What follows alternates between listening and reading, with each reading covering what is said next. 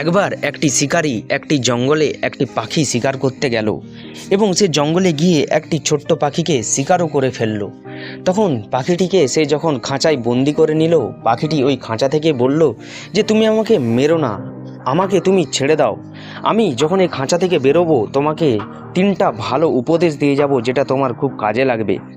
তখন শিকারিটি ভাবলো যে এই ছোট্ট পাখিটাকে মেরে আমার কোনো কাজ নেই, বরং একে ছেড়েই দেখি যে এ আমাকে কি 3টা শিক্ষা দিয়ে যেতে পারে।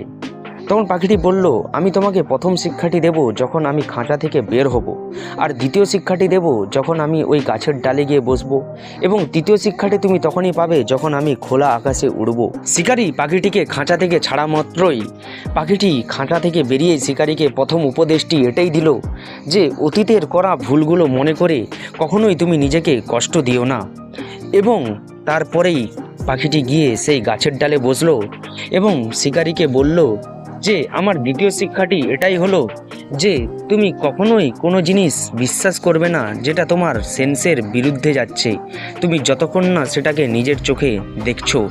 এবং তারপরেই পাখিটি হাসতে হাসতে শিকারিটিকে বলল যে তুমি খুবই বোকা, কারণ তুমি জানোই না যে আমার পেটের ভেতরে 2টো দামি হীরা আছে। তুমি যদি আমাকে মেরে ওই হীরাগুলো বার করে নিতে পারতে তাহলে তুমি আজ কোটিপতি হতে। এটা শুনেই শিকারিটি খুব হতাশ হয়ে গেল এবং তার মনে খুব কষ্ট হলো এবং সে ভাবলো যে সে কি বড় ভুল করে ফেলেছে। তখনই পাখিটি হাসতে হাসতে শিকারিটিকে বলল যে তুমি আর আমার কোনো উপদেশ নিবে না। তখন শিকারিটি বলল, কেন, আমাকে 3 নম্বর উপদেশটা দাও। তখন পাখিটি বলল যে তুমি ভেবে দেখো আমি তোমাকে কি কি উপদেশ দিয়েছি। তুমি অতীতের ভুলকে মনে করে কষ্ট পেলে, তার মানে এটা তোমার বেকার গেল।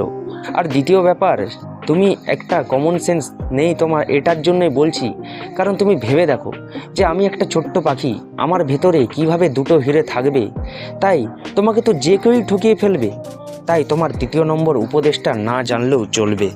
তখন শিকারিটি পাখিটার কাছে খুব অনুনয় বিনয় করলো এবং বলল যে আমাকে 3য় নম্বর উপদেশটা প্লিজ বলে যাও।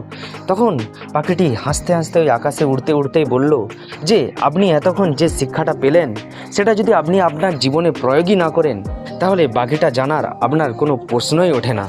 তাহলে এখান থেকে আমরা এই শিক্ষাটাই পেলাম যে জীবনের যে কোনো সিদ্ধান্ত নেওয়ার সময় অবশ্যই একবার ভেবে তুমি তোমার সিদ্ধান্তটি নেও, কারণ তোমার একটা খারাপ সিদ্ধান্ত তোমার পুরা গোটা জীবনটাকে বরবাদ করে দিতে পারে।